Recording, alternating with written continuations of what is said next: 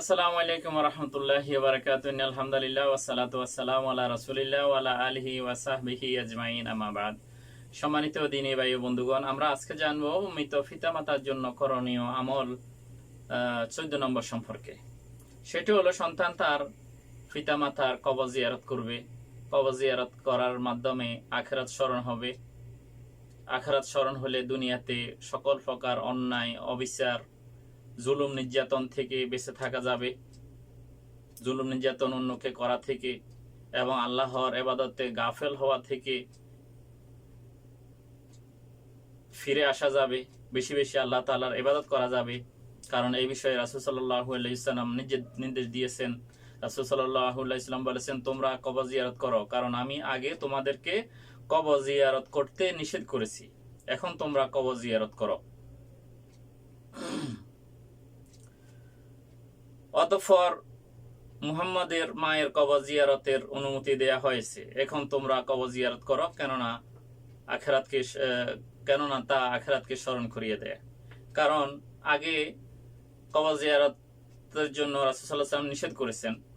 পরে রাসূল সাল্লাল্লাহু আলাইহি ওয়াসাল্লাম যখন আল্লাহর কাছে অনুমতি চাইলেন যে তার মমতাময়ী মায়ের কবর জিয়ারত করার জন্য, তখন আল্লাহ তাআলা অনুমতি দিয়েছেন।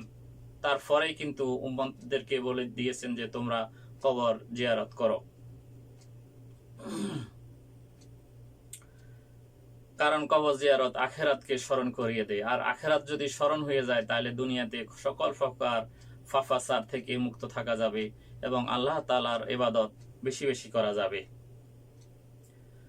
কবর জিয়ারতকে কোনো দিন, ক্ষণ, তারিখ নির্দিষ্ট না করে কবর জিয়ারত করতে হবে।